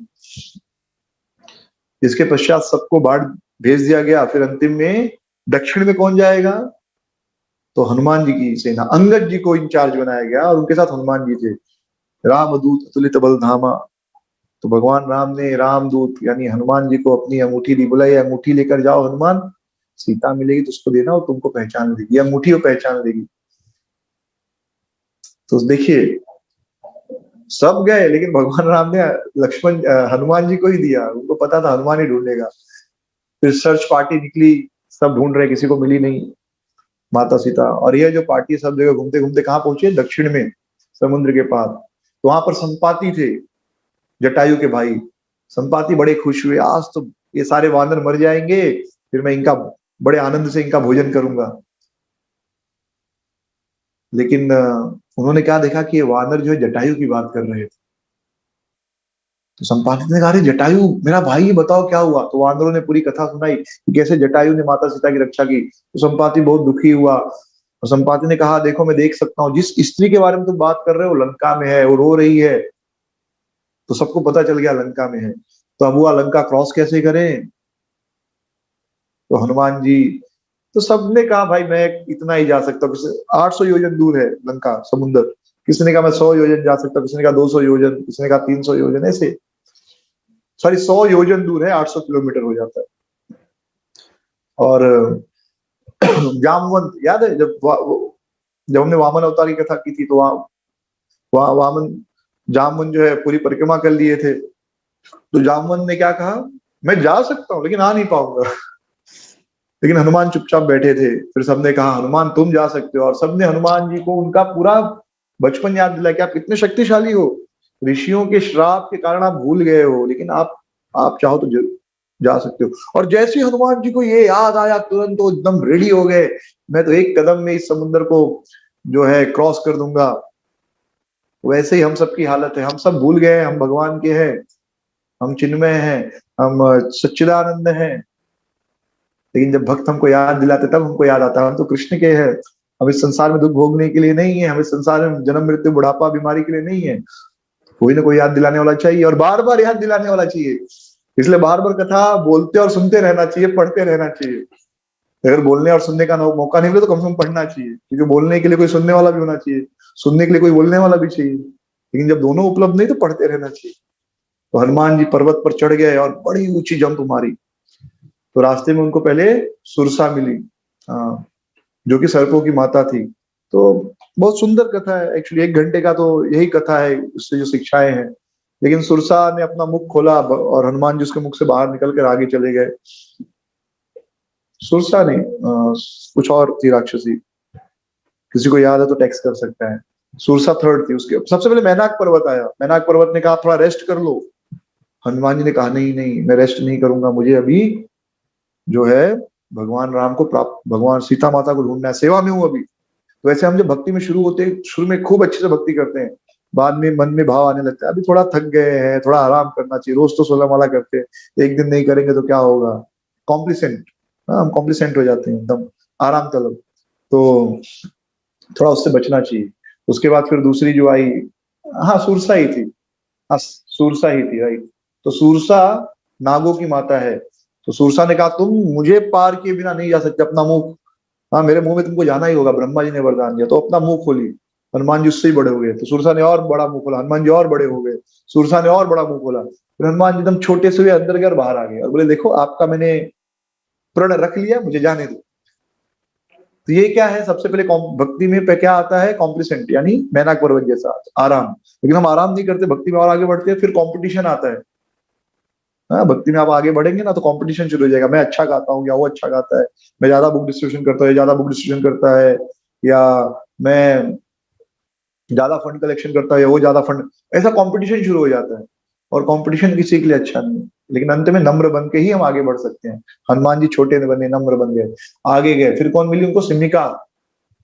सिमिका का क्या गुण था, वो किसी की परछाई पकड़ सकती थी, और जिस व्यक्ति की वो परछाई पकड़ ले उस व्यक्ति को आगे नहीं जाने देती थी। तो हनुमान जी उड़ रहे हवा में, फिर देखते अरे मैं तो आगे नहीं बढ़ रहा हूँ और नीचे क्यों जा रहा हूँ। तो उन्होंने क्या देखा, और सिमिका को वरदान मिला था कि किसी की भी परछाई को पकड़कर उससे अपना भोजन बना सकती। तो सिमिका ने क्या किया, हनुमान जी को खा लिया। हनुमान जी अंदर गए और उसका वध करके बाहर निकल गए। तो सिमिका क्या है, एनवी, ईर्ष्या। तो सबसे पहले भक्ति में क्या होता है, हमको लोग याद दिलाते तो हम भक्ति शुरू करते हैं। भक्ति शुरू करते हैं, सबसे पहला जो बाधा है वो क्या है, आराम। आराम करना है, कर रहे ना, 16 माला हो गया या 16 माला रोज ही करते, एक दिन नहीं किए, एक दिन मंदिर नहीं गए, एक दिन भगवत गीता नहीं पढ़े, चलता है चलता है। पहली बाधा आती है, जब उससे पार करके आगे बढ़ते, दूसरी बाधा क्या, स्पर्धा शुरू हो जाती, कंपटीशन। उससे आगे बढ़ते तो फिर एनवी शुरू होता है, उसको भी मारना है, उससे भी आगे बढ़ेंगे। फिर अंतिम में हमारा ईगो रोकता है। लंकिनी हनुमान जी को अंदर जाने नहीं दे रही थी। तो हनुमान जी कौन है, गुरु है। लंकिनी क्या, हमारा अहंकार है। तो गुरु हमको उपदेश देता है, लेकिन हमारा अहंकार गुरु के उपदेश को हृदय में प्रवेश करने नहीं देता। लेकिन लंकिनी को भगवान हनुमान जी ने एक झापड़ मारा तो लंकिनी समझ गई कि अब लंका का विनाश संभव है। तो लंकिनी ने कहा कि मुझे ब्रह्मा जी ने वरदान दिया था कि जब कोई वानर आकर मुझे घूसा मारेगा, तो घूसा तो कोई भी मार सकता है, और ले और मैं चारों खाने चित्त हो जाऊंगी, तब जाकर, तब मतलब लंका का विनाश आ गया है। तो मैं समझ गई लंका का विनाश आ गया, आप जाइए। फिर हनुमान जी छोटे से एकदम मक्खी जैसा बनकर अंदर प्रवेश करते हैं और सभी महलों में ढूंढते हैं, सभी महलों में ढूंढते हैं वो रावण के महलों में। और रावण उस समय अपनी पत्नियों के साथ रहता है, कोई आधे कपड़े पहने, कोई बिल्कुल बिल्कुल निवस्त्र है। हनुमान जी एकदम टेंशन में आ जाती है, मैं क्या कर रहा हूँ, ये मैं तो ब्रह्मचारी हूँ, मैं गलत कर रहा हूँ। फिर वो सोचने लगे नहीं, गलत कैसे कर रहा हूँ, मैं तो सेवा के लिए आया हूँ। और सीता माता एक स्त्री है, स्त्री को ढूंढना है तो ऐसी जगह भी ढूंढना पड़ेगा, स्त्रियों के बीच में ढूंढना पड़ेगा। अब कोई औरत को ढूंढना है तो स्त्रियों के, जहाँ स्त्रियां जाती वहीं ढूंढ सकते, पुरुषों की जगह तो नहीं ढूंढ सकते। हाँ, और मेरे मन में कोई बुरा विचार नहीं आया तो मतलब मैं गलत नहीं कर रहा हूँ। फिर वो मंदोदरी के पास, जहाँ मंदोदरी के महल में पहुंचे, मंदोदरी को देखकर लगा हाँ ये सीता होगी, क्योंकि मंदोदरी बहुत सुंदर थी। फिर उनको लगा नहीं नहीं, माता सीता इतनी खुश कैसे हो सकती, मंदोदरी अपने पति के साथ तो खुश है, नहीं नहीं ये माता सीता नहीं हो सकती। तो इस पूरा सब ढूंढने के बाद भी उनको माता सीता नहीं मिली। तो एकदम हनुमान जी डिप्रेशन में आ गए, सोचने लगे कि मैं अगर जाऊंगा वापस ये बताऊंगा कि अंगद को कि हनुमान नहीं मिले, तो अंगद क्या करेंगे, आत्महत्या कर लेंगे, अंगद और सारे वानर।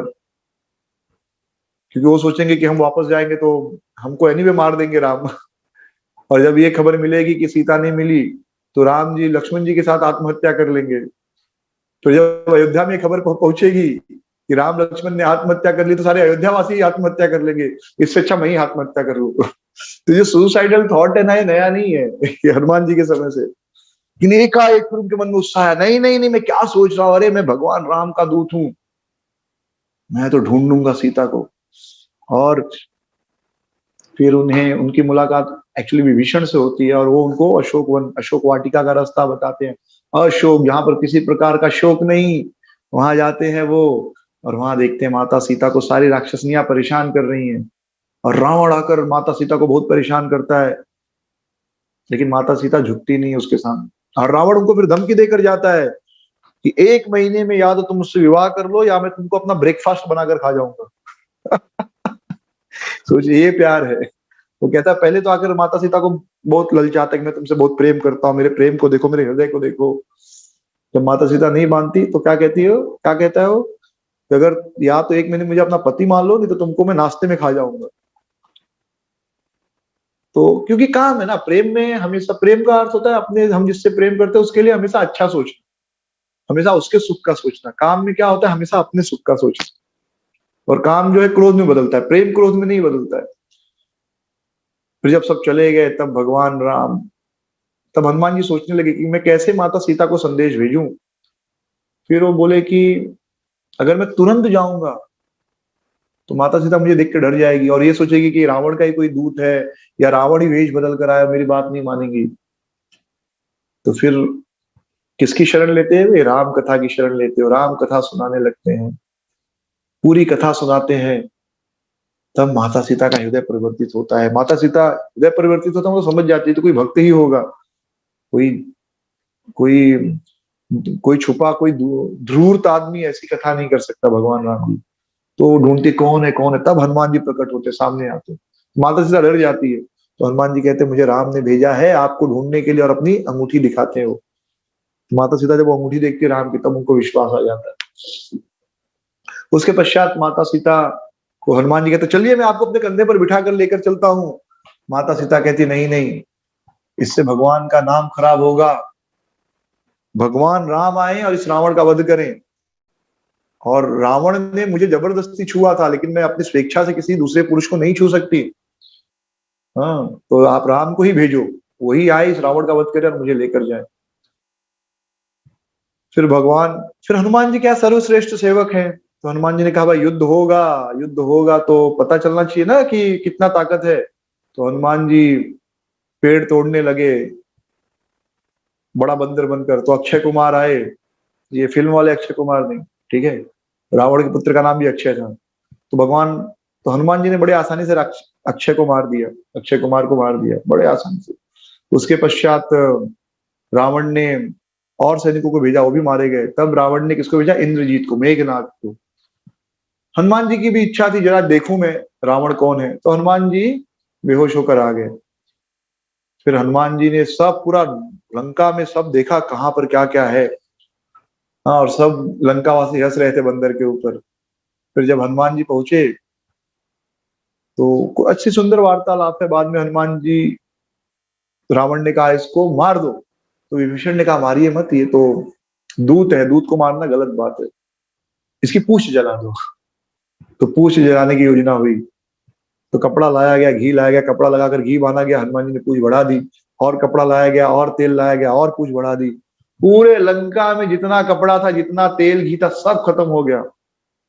तब फिर उन्होंने पूंछ बढ़ाना बंद कर दिया, उनके पूंछ में आग लगा दी गई। जैसे ही पूंछ में आग लगी, हनुमान जी कूद गए और पूरे लंका को जला दिया, केवल विभीषण का घर छोड़ा बस।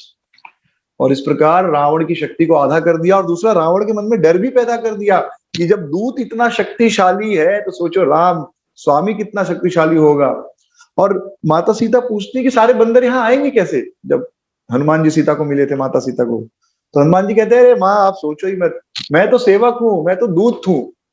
दूत किसको बनाते हैं, जो चपरासी का काम कौन करता है, सबसे छोटा आदमी। तो सोचिए यदि मैं इतना शक्तिशाली हूँ कि लंका क्रॉस कर सकता हूं, तो बाकी के तो हमारे बंदर हो तो बड़े आसानी से आ जाएंगे, आप बिल्कुल चिंता मत कीजिए। जबकि सच दूसरा था, सच ये था कि हनुमान जी श्रेष्ठ थे, लेकिन ये वैष्णवों की नम्रता होती है। तो इस प्रकार पूरी लंका जलाकर हनुमान जी वापस आए, पूरी खबर सुनाई। फिर सब वापस गए राम जी को खबर देने। अब देखिए राम एकदम चिंता में है कि सीता मिली कि नहीं। तो अगर हनुमान जी ने कहा सीता मिल गई, तो राम जी को उतना वेट करना पड़ता, सीता मिल गई यानी पहले सीता सुनते फिर मिल गई, या तो हनुमान जी ने पहले क्या बोला, मिल गई मिल गई, सीता मिल गई, ये नहीं बोला मिल गई सीता। हाँ, क्योंकि अगर वो पहले बोलते सीता तो उतना भगवान को वेट करना पड़ता, उतना भगवान उत्सुक थे, तो पहले बोल दिया मिल, मिल मतलब मिल गई सीता। ग्रामेटिकली सही नहीं है, हाँ आई फाउंड सीता, लेकिन उन्होंने क्या बोला, फाउंड सीता आई पूरा ग्रामेटिकली गलत, लेकिन इमोशनली सही था।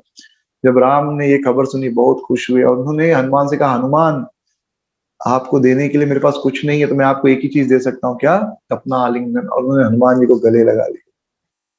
और ये सबसे बेस्ट गिफ्ट है जो भगवान अपने किसी सेवक को दे सकते हैं, तो ये सबसे बड़ा उपहार उन्होंने हनुमान जी को दिया।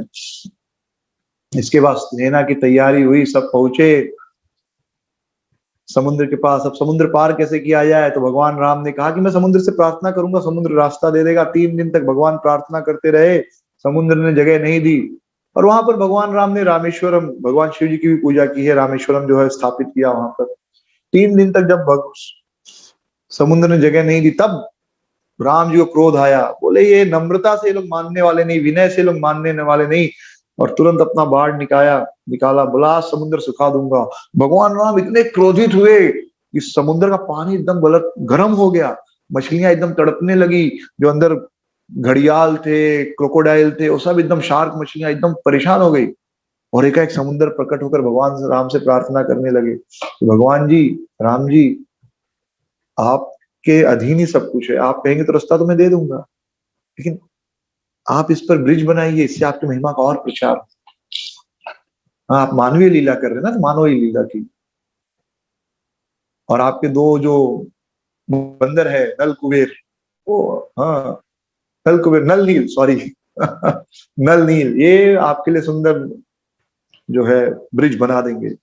ब्रिज बनने का काम शुरू हुआ, और बड़ी सुंदर कथाएं ब्रिज बनने में। हनुमान जी गोवर्धन को भी लेकर आते हैं, फिर आकाशवाणी होती, ब्रिज बन गया तो गोवर्धन जी को वृंदावन में रख देते हैं। हनुमान जी ब्रिज बना के लिए बड़े बड़े पत्थर लेके आते थे, गिलहरी भी छोटे छोटे रेत के टुकड़े लेकर आती है। हनुमान जी कहते हैं गिलहरी हट, इतना किसी पत्थर में आके मर जाएगी, काम डिस्टर्ब कर रही है, एक चुटकी भर रेत से क्या होगा। राम जी कहते हैं कि अरे हनुमान, तुम्हारी ज्यादा शक्ति है, तुम बड़ा पत्थर ला रही हो, उसकी कम शक्ति है, छोटा पत्थर ला रही है, या रेत का टुकड़ा ला रही है, मेरे लिए दोनों बराबर है। और भगवान राम गिलहरी को ऐसे प्यार से सहलाते हैं। तो आप देखेंगे गिलहरी के धारियां है ना, वो भगवान राम से सहलाए ना, इसलिए हाँ। इसके बाद लंका बना, सब लंका पार करके, समुद्र पार करके उस तरफ गए।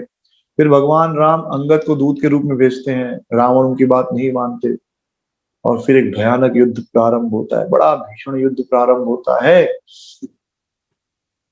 और उसमें रावण के सभी लोग मारे जाते हैं, यहाँ तक कि मेघनाद भी मारा जाता है, लेकिन फिर भी रावण मानता नहीं। अंत में राम रावण का युद्ध होता है, और भगवान राम रावण का वध कर देते हैं। 1 लाख पुत्र, 1.25 लाख नाती, उसके घर दिया न बाती। रावण को 1 लाख पुत्र थे और 1,25,000 पोते थे, लेकिन काम के लालच में, स्त्री के लालच में पूरी लंका जल गई। तो इस प्रकार भगवान राम और माता सीता का पुनर्मिलन होता है। वो पुष्पक विमान में बैठकर फिर अयोध्या आते हैं, और उनका राज्याभिषेक होता है। तो ये यहीं पर इस कथा को विश्राम देंगे। हरे कृष्ण। श्रील प्रभुपाद की जय। अगर आपको ये वीडियो पसंद आया हो तो प्लीज़ हमारे चैनल को लाइक, शेयर और सब्सक्राइब ज़रूर कीजिए। हरे कृष्णा।